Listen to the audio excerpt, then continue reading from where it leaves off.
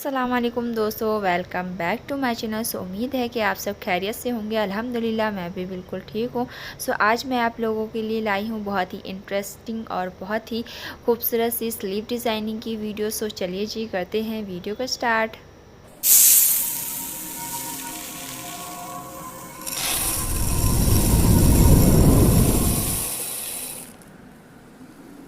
मैंने स्लीव्स की कटिंग करके उसे रेडी कर लिया है। यहाँ पर मुझे स्लीव्स की लेंथ चाहिए 20 इंचेस रेडी। इस डिज़ाइन को बनाने के लिए हमने 3 इंच इसमें प्लस किया है। 3 इंच प्लस करने के बाद आता है 23 इंच। आपने स्लीव्स की लेंथ जितनी भी रखनी है उसमें आपने इस डिज़ाइन को बनाने के लिए 3 इंच प्लस करना है। मैंने स्लीव्स की आगे की चौड़ाई ली है 8 इंचेस। अगर आप इससे ज़्यादा फ्लेयर बनाना चाहते हैं तो इससे ज़्यादा फ्लेयर भी बना सकते हैं। मेरे पास इतना ही फैब्रिक था तो मैंने इतनी चौड़ी बनाई। अब यहाँ पर आपने स्केल को रखते हुए इस तरह से 1.25 इंच की दूरी पे इस तरह से सीधी लाइन ड्रॉ कर लेनी है। ये स्केल 1.25 इंच चौड़ा है। अब इसके बाद आपने फ्रंट साइड की तरफ 1/2 इंच फैब्रिक इस तरह से फोल्ड करना है और कच्ची सिलाई लगा लेनी है।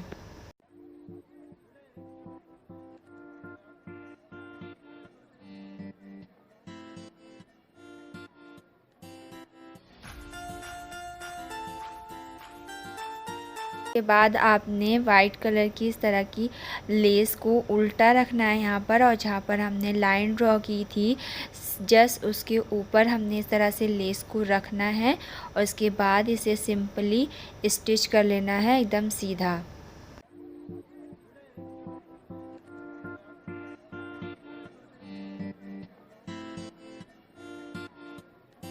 यहाँ पर आप देख सकते हैं कि लेस स्टिच हो चुकी है।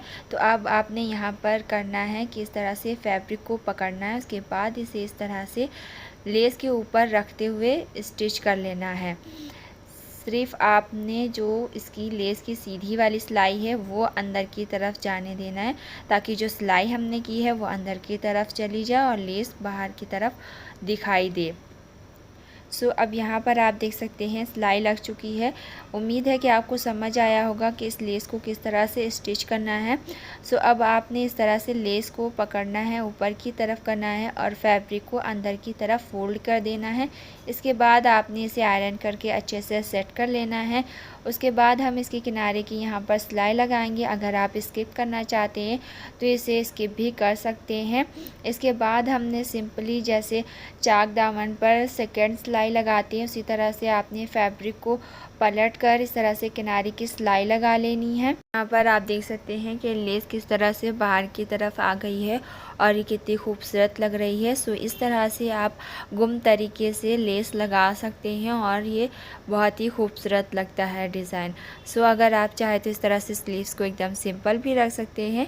अब हम आगे का डिज़ाइन कंटिन्यू करते हैं। उसके लिए मैंने स्लीव्स को सीधा रखा है। उसके बाद हमने अगेन स्केल को जहाँ से सेकेंड सिलाई है वहाँ से रखते हुए इस तरह से सीधी लाइन ड्रॉ कर लेनी है।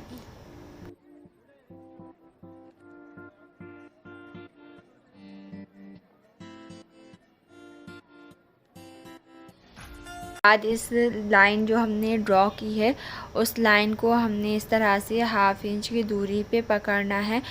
ये लाइन हमने पिनटेक्स डालने के लिए लगाई है। अब हम यहाँ पर इसे सिलाई करके पिनटेक्स रेडी कर लेंगे।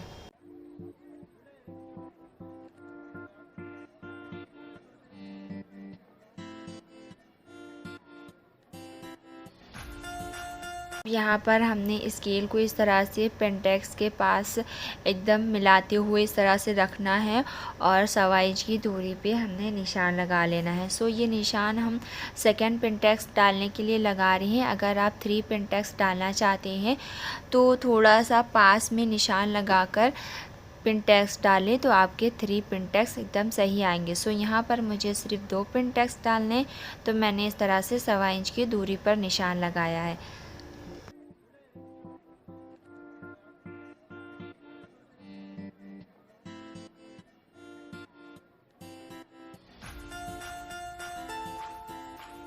यहाँ पर हमारा सेकंड पेंटेक्स भी रेडी हो गया है। अब इसके बाद हमने स्लीव्स को इस तरह से ओपन रखना है सीधी साइड की तरफ। फिर उसके बाद हमने इस पे आयरन करनी है। सो आयरन आपने किस तरह से करनी है आप वीडियो में देख सकते हैं कि पिनटेक्स को आपने लेस की तरफ गिराना है और इस तरह से अच्छे से प्रेस करके इन्हें बिठा लेना है। सो आप नज़दीक से देख सकते हैं कि किस तरह से पिनटेक्स आगे की तरफ दिख रहे हैं। तो अब यहाँ पर हमने स्लीव्स को अच्छे से फोल्ड करके आयरन कर लिया है। अब यहाँ पर जो लास्ट पिनटेक्स की सिलाई है आप यहाँ पर देख सकते हैं, वहाँ से आपने इंची टेप को इस तरह से रखना है। 2 इंचज़ की दूरी पे आपने निशान लगाना है इस तरह से। इसके बाद हम इसकी कटिंग करेंगे।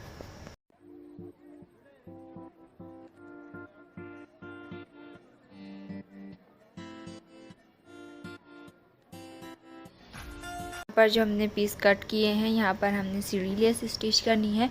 तो उसके लिए पहले हमने जिस पे डिज़ाइनिंग की थी उस फैब्रिक को इस तरह से उल्टा रखना है और 1/2 इंच फैब्रिक मोड़ कर इस पे कच्ची सिलाई लगा लेनी है।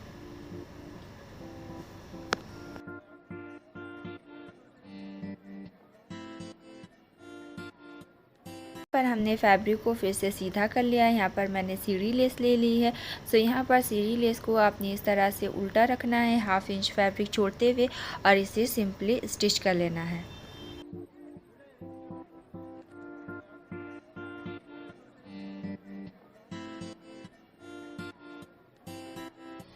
यहाँ पर हमारी सीढ़ी लेस स्टिच हो चुकी है। सो अब हमने इस फैब्रिक को इस तरह से बैक साइड की तरफ करना है और लेस को इस तरह से करेंगे तो ये फैब्रिक बैक साइड की तरफ चला जाएगा और सीढ़ी लेस हमारी सीधी हो जाएगी। सो यहाँ पर अब आपने आयरन करके किनारे की सिलाई लगा लेनी है।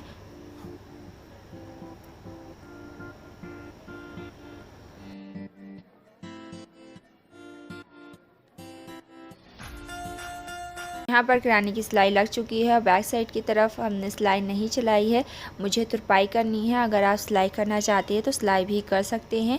सो यहाँ पर मैंने स्लीव्स का ऊपर वाला हिस्सा ले लिया है और उल्टी साइड की तरफ हमने 1/2 इंच फैब्रिक फोल्ड करके स्टिच कर लिया है। सो अब यहाँ पर हमने इसके फैब्रिक आप देख सकते हैं कि ये उल्टा है। अब हमें इसे सीधा करना है और इसके ऊपर जो फैब्रिक पर हमने डिज़ाइनिंग की थी उसे हमने इसके ऊपर उल्टा रखना है 1/2 इंच फैब्रिक छोड़ते हुए। फिर इसे हमने स्टिच कर लेना है।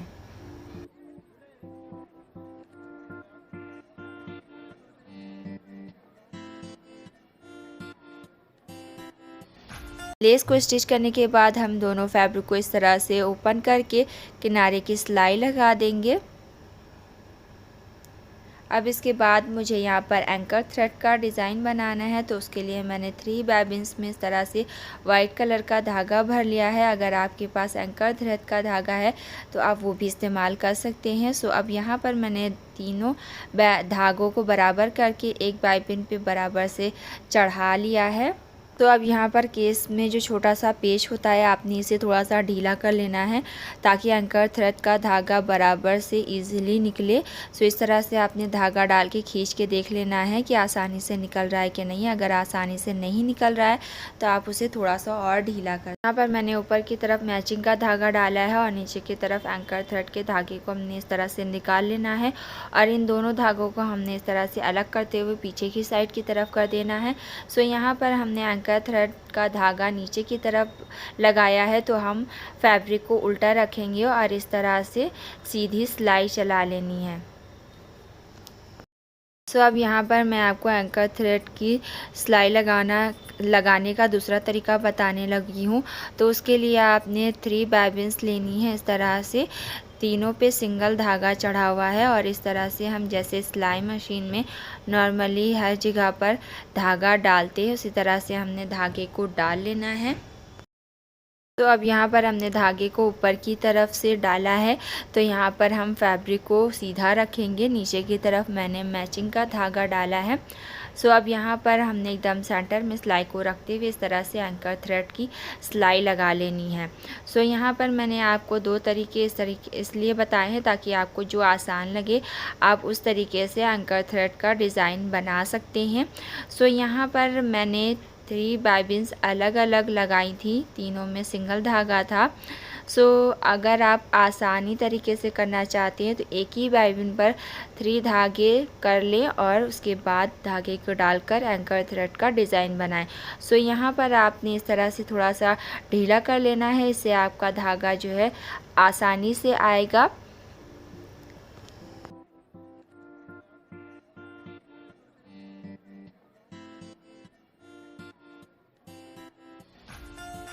यहाँ पर मैंने एंकर थ्रेड की तीनों सिलाइयाँ इस तरह से कंप्लीट कर ली हैं।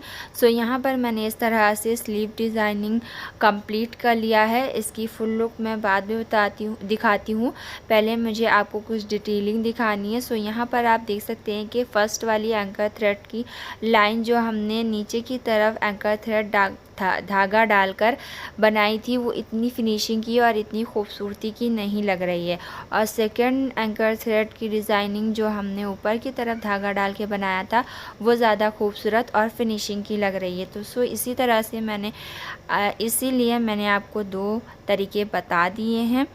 तो मुझे ऊपर साइड की तरफ जो धागा लगाकर हमने बनाया है वो वाला तरीका मुझे ज़्यादा पसंद आया। बाकी आपको जो अच्छा लगे आप वो कर सकते हैं। पर हमारी स्लीव्स बनकर रेडी हो चुकी है। ये स्लीव डिज़ाइन आप दामन, नेक, प्लाज़ो और सलवार वगैरह पर भी बना सकते हैं। और ये डिज़ाइन बनाना बहुत ही आसान है, बिगनर्स भी इसे बहुत ही आसानी से बना सकते हैं। अगर अभी तक आपने इसके नेक डिज़ाइनिंग की वीडियो नहीं देखी है तो जल्दी से जाएं और देखें, लिंक आपको डिस्क्रिप्शन बॉक्स में मिल जाएगा। उम्मीद है कि आपको ये वीडियो अच्छी लगी होगी। अगर आपको ये वीडियो थोड़ी सी भी हेल्पफुल लगी हो तो इस वीडियो को लाइक करिएगा, शेयर करिएगा, मेरे चैनल को सब्सक्राइब कीजिएगा, बेल आइकन को क्लिक करिएगा। फिर मिलेंगे इंशाल्लाह नेक्स्ट वीडियो के साथ। तब तक के लिए अल्लाह हाफिज़।